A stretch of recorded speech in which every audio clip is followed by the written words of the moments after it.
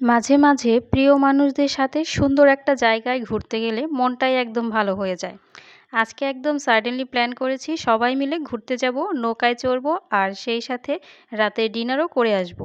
তাই বিকেলের মধ্যে সুন্দর মতো সেজেগুজে খুব সুন্দর একটা গ্রাউন্ড পরে রেডি হয়ে চলে গেলাম।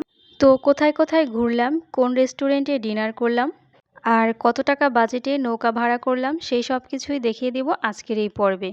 সো হ্যালো গাইস, আসসালামু আলাইকুম। I am Fatema Farin from Fatema Farin blog page. Welcome to my new another blog. অনেক দিন যাবৎ ইচ্ছে করছিল নৌকায় চড়ে ঘুরে বেড়ানোর, কিন্তু হাজব্যান্ডকে বলা সত্ত্বেও একদমই সময় বের করতে পারছিল না। তাই হঠাৎ করে আমি, আমার যা আর আমার ননদ আমরা তিনজনে মিলে প্ল্যান করলাম আজকে বিকেলে আমরা সবাই মিলে নৌকায় ঘুরতে যাব। যেহেতু এখন বর্ষাকাল, প্রায় সব নদীতে অনেক বেশি পানি আছে, আমরা চলে গেলাম বেউথা নদীতে। এটা কালীগঙ্গা নদী, এখান থেকেই আমরা নৌকা ভ্রমণ শুরু করব। এখানে অনেক নৌকা বাঁধা ছিল সারি সারি, তারপর আমরা একটা নৌকার সাথে কথা বললাম। সেখান থেকে আমরা একটি নৌকা ভাড়া করলাম 1 ঘন্টার জন্য। আমরা এই নৌকাটাতে 1 ঘন্টা ঘুরে বেড়াবো। আমাদের যাত্রা শুরু হয় বেউথা ব্রিজ থেকে। আজকে আমরা যাব তরা ব্রিজ পর্যন্ত, তবে 1 ঘন্টা সময়ের মধ্যে যদি না হয় তাহলে আবার ফিরে আসতে হবে, যেহেতু আমাদের 1 ঘন্টার মধ্যেই নৌকা ভ্রমণ শেষ করতে হবে। যাই হোক, এরপর আমরা নৌকায় চড়ে বসি আর নৌকা চলতে শুরু করে। তো নৌকায় উঠে পানিতে পা ভেজানোর আমার একটা খুব বড় একটা শখ বলতে পারেন, অনেক দিনেরই ইচ্ছে। তো সেদিন আমরা নৌকায় বসে বাদাম খেতে পারিনি, কারণ বাদাম সেদিন আমরা রাস্তায় পাইনি। যদিও নৌকায় বসে বাদাম খেতে আমার অনেক বেশি ভালো লাগে, বাট আমরা সেদিন নিয়েছিলাম চিপস, কোক এবং এই তো টুকটাক কিছু স্ন্যাক্স খাবার। আমার যেহেতু একটা বেবি আছে, তাই আমরা একটু ছাউনিওয়ালা নৌকার মধ্যেই উঠেছি। যদিও এটা খুব বেশি খোলামেলা ছিল না, তাই আমরা ভিডিও করতে একটু বাইরে বের হয়ে বসেছিলাম। ঠিক 5টার দিকে আমাদের নৌকা স্টার্ট করে আর আমরা 1 ঘন্টার মতো নৌকায় ঘুরে বেড়াই। এই যে দেখতে পাচ্ছেন পিছনে ফেলে এসেছি বেউথা ব্রিজ। আর সেই দিন এতটা সুন্দর একটা ওয়েদার ছিল, আমাদের নৌকা ভ্রমণ করাটা আরও বেশি এনজয় করতে ভালো লেগেছে। একদম বিকালের পড়ন্ত মুহূর্ত, যাকে কিভাবে আর কি ভাষায় আপনাদের বলে বোঝাবো জানি না। মানে এত সুন্দর একটা মুহূর্ত, সেদিন আমরা এতটা ভালো একটা সময় কাটিয়েছি, যেটা নিজের চোখে না দেখলে বিশ্বাস করার মতো নয়। এতটা সুন্দর লাগছিল চারপাশটা দেখতে।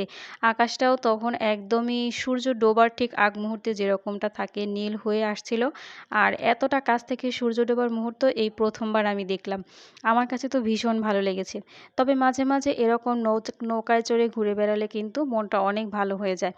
আপনার মাথায় যতই দুশ্চিন্তা থাকুক না কেন, মনটাকে রিফ্রেশ করার জন্য হলেও এরকম মাঝে মাঝে বের হওয়া উচিত। আমরা সেদিন মিলে সবাই একদম প্ল্যান করে ফেলেছি যে এরপর মাঝে মাঝে আমরা সবাই মিলে ঘুরতে যাব।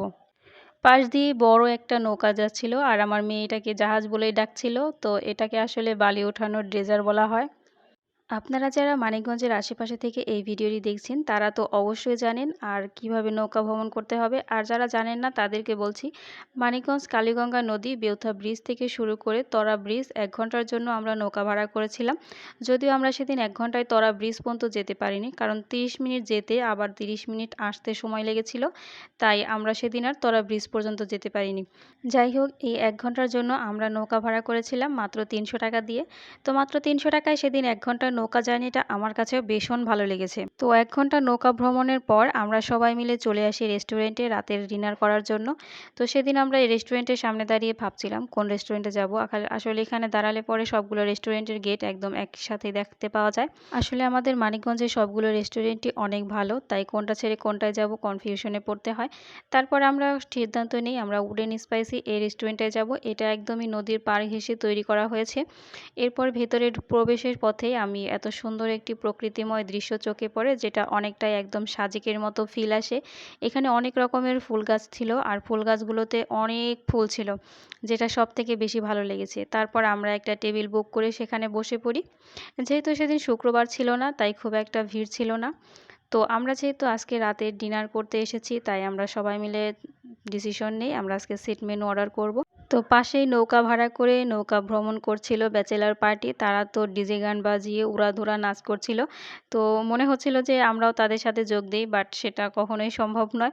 তো তাদের আনন্দ দেখে বেশ আনন্দিতই হচ্ছিলাম আমরা। এরকম নৌকা পার্টি কিন্তু আমাদের এখানে প্রতি বছরই হয়ে থাকে।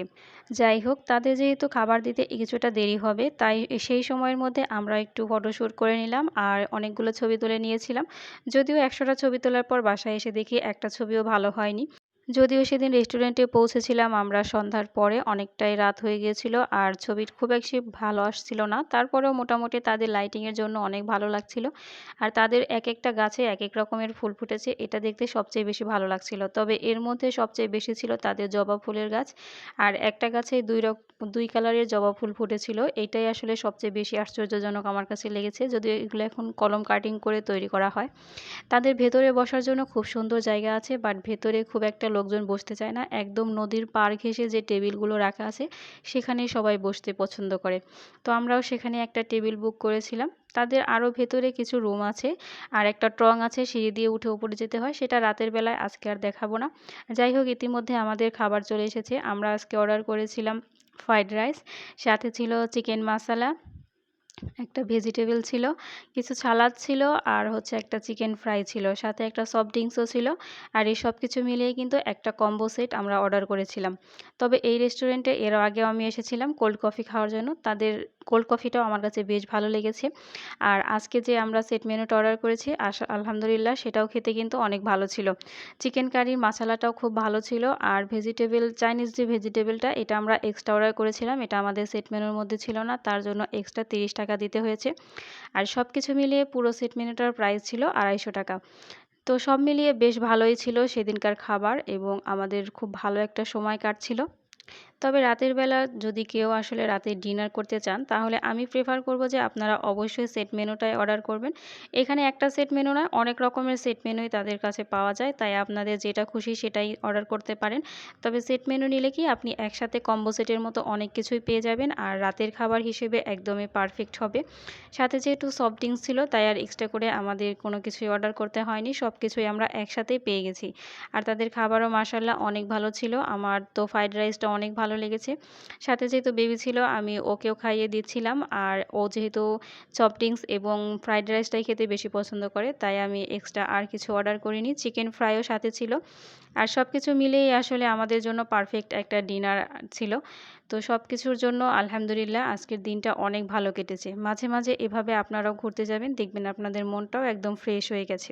আমি যখন খাবার খাচ্ছিলাম তখন আমারই পাশে বসেছিল ছোট্ট একটি বিড়াল। ওকে দেখে খুব মায়া লাগছিল, মনে হচ্ছিল ওরও অনেক ক্ষুধা লেগেছে। তাই আমি তাড়াহুড়া করে খাওয়া দাওয়া শেষ করে মাংসের হাড়গুলো ওর জন্য রেখে দিই। এদিকে আমার মেয়ে তো একা একাই নাচতে শুরু করেছে, ওর কাছেও অনেক ভালো লেগেছে আজকের কাটানোর সময়টুকু। যেহেতু আজকে একটা স্পেশাল দিন ছিল, সেটা বলতে ভুলেই গেছি, সেদিন ছিল আমার মেয়ের বার্থডে। তো আগের দিনই আমরা বার্থডের প্ল্যান সব কিছু কেক টেক কেটে ফেলেছিলাম, আর পরের দিন শুধু আমরা ঘুরতে যাব এই প্ল্যানই ছিল। আর আমরা যেহেতু খেতে খেতে অনেক রাত হয়ে গেছিলো, প্রায় 8:30 9টা এরকম হয়ে গেছিলো, তাই ভাইয়া আমাদের বলেছিল তোমাদের একা আসতে হবে না, ভাইয়া আমাদের নিতে আসবে। তো খাবার দাবার শেষ করে আমরা ভাইয়ার জন্য অপেক্ষা করেছিলাম। অ্যাকচুয়ালি সেদিন খাবারের বিলটা বড় ভাইয়াই দিবে আমাদের বলে দিয়েছিল। আর যেহেতু এটা ভাইয়ার পক্ষ থেকে আমার মেয়ের জন্য ছোট্ট একটা গিফট ছিল, তাই আমরা সবাই মিলে ভাইয়ার জন্য অপেক্ষা করছিলাম। এদিকে আমরা তো টেনশনে পড়ে গেছিলাম কখন ভাইয়া আসবে, আর ভাইয়া যদি না আসে তাহলে রেস্টুরেন্টে বিল না দিতে পারার দায়ে আজকে আমাদের সবাইকে থালি বাসন মাজাতে হবে। যাই হোক, এটা একটা জোক ছিল। আমরা সবাই মিলে সেদিন অনেক বেশি মজা করেছি, আর সাথে একটা পার্সেলও নিয়ে নিয়েছি। অবশেষে ভাইয়া চলে আসে, তারপর আমরা খাবারের বিল পে করে সেখান থেকে চলে আসি। তো আপনাদের কাছে ভিডিওটি কেমন লেগেছে অবশ্যই কমেন্ট করে জানাতে ভুলবেন না। ভালো লাগলে সবাই একটু ভিডিওটা শেয়ার করে দিবেন। সবাই ভালো থাকবেন, সুস্থ থাকবেন এই কামনায় আমি ফাতেমা ফারিন আজকের মতো বিদায় নিচ্ছি। দেখা হবে পরবর্তী কোনো ভিডিওতে। সেই পর্যন্ত সবাই সুস্থ থাকবেন, ভালো থাকবেন। আল্লাহ হাফিজ।